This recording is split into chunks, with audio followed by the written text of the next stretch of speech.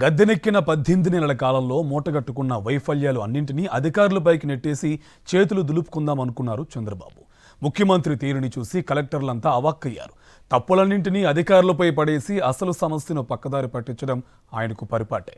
సచివాలయంలో కలెక్టర్ల సదస్సును ఉద్దేశించి సీఎం చేసిన సుదీర్ఘ ప్రసంగంలో ఇది మరింత ప్రస్ఫుటమైంది. మేనిఫెస్టోకు అసలు విలువే ఇవ్వకుండా సూపర్ 6, సూపర్ 7 హామీల్ని అటకెక్కించేసిన చంద్రబాబు మన పనితీరును జనం మెచ్చడం లేదంటూ ఇప్పుడు తన వైఫల్యాలన్నీ అధికారులపైకి నెట్టేందుకు ఆపసోపాలు పడ్డారు. పొలిటికల్ గవర్నెన్స్ కీలకమని చంద్రబాబు ఈ సమావేశంలో పునరుద్ఘాటించారు. నిజానికి ఆయన రాజకీయ పాలన 18 నెలలుగా సాగుతూనే ఉంది.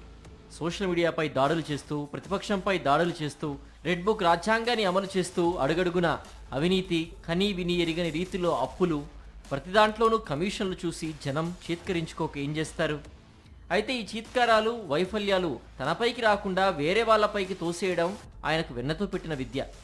అన్నిటికీ బాధ్యత తనదే అయినా కలెక్టర్లపైకి నెట్టేసేందుకు కలెక్టర్ల సదస్సును ఆయన వేదికగా చేసుకున్నారు. రాష్ట్రంలో 49% మంది ప్రజలు సమస్యలతో సతమతమవుతున్నారని, మన పనితీరును జనం మెచ్చడం లేదని అధికార యంత్రాంగాన్ని ఉద్దేశించి ముఖ్యమంత్రి చంద్రబాబు వ్యాఖ్యానించారు.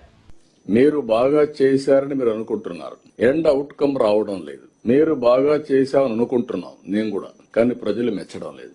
ఏ స్టేక్ హోల్డర్స్ కోసం పనిచేశామో వాళ్ళు మెచ్చకపోతే దెర్ ఇస్ సంథింగ్. అలాగే ప్రభుత్వం హాస్టల్ విద్యార్థులకు కలుషిత నీరు సరఫరాపై ఎట్టకేలకు సీఎం చంద్రబాబు తప్పు ఒప్పుకున్నారు. హాస్టల్ విద్యార్థులకు కలుషిత నీరు అందించినట్లు కలెక్టర్ల సదస్సులో నిజం అంగీకరించారు. కలుషిత నీటితో విద్యార్థులు అనారోగ్య పాలయ్యారని చంద్రబాబు ఒప్పుకున్నారు. ఇన్నాళ్లు నీళ్లు కలుషితం కాలేదని మంత్రులు బుకాయించారు. అయితే హాస్టళ్లలో దుస్థితిని ఇటీవలే వైఎస్ జగన్ బయటపెట్టారు. కలెక్టర్ల సమావేశంలో హాస్టళ్లలో మంచినీళ్లు లేవు, బాత్రూంలు సరిగా లేవన్నారు సీఎం చంద్రబాబు. ఎట్టకేలకు కలెక్టర్ల సదస్సులో చంద్రబాబు నిజాన్ని అంగీకరించారు. ఇటీవల కాలంలో నేను కొన్ని చూశాను.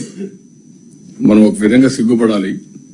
సరిగా నీళ్లు లేకుండా పోవడం, బాత్రూమ్ సరిగా లేకుండా పోవడం, కంటామినేషన్ వాటర్ ఇవ్వడం, దాంతో పిల్లలు సిగ్గు అవడం జరిగాయి.